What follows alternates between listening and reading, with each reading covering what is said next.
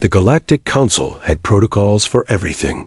3,000 years of diplomatic experience across 47 species had taught them that first contact required delicate handling. Ambassador Krell adjusted his ceremonial robes as he reviewed the briefing one final time. Unknown vessel detected at the edge of Sector 7, his aide reported. Analysis suggests primitive technology. Fusion drives, basic energy shields, chemical propulsion backup systems. Krell nodded approvingly. Another young species ready for integration into galactic society. The pattern was always the same. New civilizations would stumble into space with crewed vessels, wide-eyed and eager to join the established order. They would accept guidance, adopt standard technologies, and find their place in the hierarchy. The Council's flagship, Eternal Harmony, was a monument to peaceful advancement. Its crystalline hull gleamed with embedded art from dozens of worlds. Meditation gardens dotted its surface, visible through transparent aluminum. Everything about the vessel spoke of enlightenment, culture, and refined civilization. Prepare the standard greeting, Krell commanded. Full diplomatic protocols. Have the cultural exchange teams ready with welcome gifts. The human ship appeared on their screens as they approached.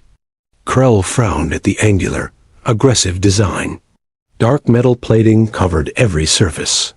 No decorative elements softened its harsh lines. Weapon ports were clearly visible, though thankfully sealed. Crude but functional, his aide murmured. Typical military mindset of younger species. Eternal Harmony transmitted the universal greeting. Mathematical sequences, star charts, and peaceful intentions broadcast across all frequencies. The response came within minutes. "This is Captain Miller of the UES Defiant," a gruff voice announced. "We're explorers from Earth. We come in peace." Krell smiled. The translation matrix had already decoded their language. Simple, direct communication. He activated the holographic projector, allowing his image to appear on their primitive screens. "Greetings, Captain Miller. I am Ambassador Krell of the Galactic Council. We welcome you to civilized space. Your species shows promise for integration into our peaceful alliance." A pause. Then Miller's weathered face appeared on Krell's screen. The human looked older than expected, with scars marking his face and a weariness in his eyes that spoke of conflict. "Peaceful alliance?" Miller asked. "That's good to hear. We've been wondering if we'd find friends or enemies out here." "The Council has maintained galactic peace for millennia," Krell explained proudly. "We resolve conflicts through mediation and cultural exchange. Violence is a relic of primitive thinking." Miller nodded slowly. "We appreciate that philosophy. Though, I have to ask, how do you handle species that don't share your peaceful views?" "Education and patience," Krell replied. "All civilized beings eventually embrace harmony when shown a better path." "Interesting." Miller paused. "And if someone threatens your people directly?" Krell's aide whispered urgently in his ear. "Long range." Sensors had detected movement. 3 raider ships were approaching fast, their hulls painted with skull markings. The pirates had been harassing Council shipping for months, always retreating before military vessels could respond. "Captain Miller," Krell said carefully, "we have an unfortunate situation developing. Pirates are approaching. Please maintain distance while we attempt negotiations." The raider leader appeared on screen moments later. His scarred features and augmented limbs marked him as one of the violent outcasts who rejected Council membership. "Council ship, prepare to be boarded," he snarled. "Your cargo and passengers will be processed according to raider law." Krell stepped forward diplomatically. "I am Ambassador Krell. Surely we can reach an understanding. What do you require?" "Perhaps we can arrange trade agreements." The raider laughed harshly. "We require your surrender, Ambassador. Resistance will be met with destruction. Please reconsider," Krell pleaded. Violence serves no one. Let us discuss terms. No terms. Submit. Or die. The eternal harmony shuddered as Raider weapons struck its shields. Emergency alarms began wailing throughout the peaceful vessel. Crew members, trained in philosophy and cultural studies rather than combat, scrambled in confusion. Captain Miller. Krell transmitted desperately. "We are under attack.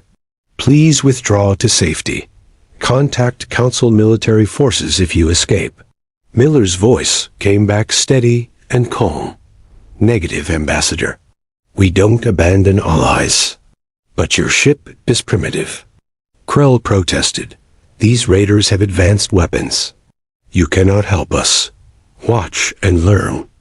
The Defiant suddenly accelerated, its fusion drives blazing white-hot. Instead of fleeing, the human warship charged directly toward the raiders. What happened next left the Council crew speechless. The human ship opened fire with weapons Krell didn't recognize. Streams of accelerated metal tore through raider shields like paper. Missile pods erupted from hidden launchers, filling space with guided projectiles. Energy beams, designed for ship-to-ship combat, sliced through enemy hulls with surgical precision. But it wasn't just the weapons that shocked the observers. It was the tactical brilliance. Miller executed maneuvers that violated every assumption about combat in space.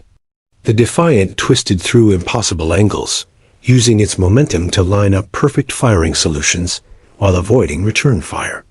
Within minutes, 2 raider ships were drifting hulks. The third attempted to flee, but human missiles caught it before it could escape to hyperspace. "Raiders neutralized," Miller reported matter-of-factly, scanning for survivors. Krell stared at his screens in amazement. The primitive human ship had accomplished what Council military vessels struggled to achieve. More importantly, Miller's crew was already deploying rescue pods to save raider survivors from their damaged ships. "How?" Krell whispered. Miller appeared. On screen again, his expression grim.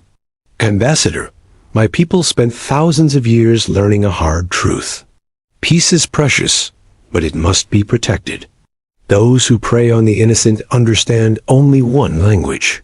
But your technology seemed so basic," Krell's aide protested. "Basic doesn't mean ineffective," Miller replied.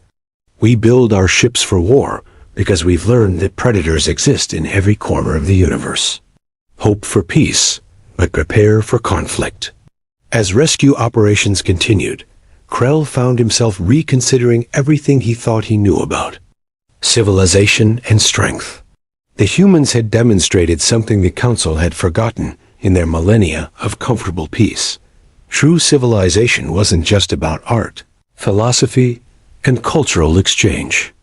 It was about having the strength to protect those values when they came under threat.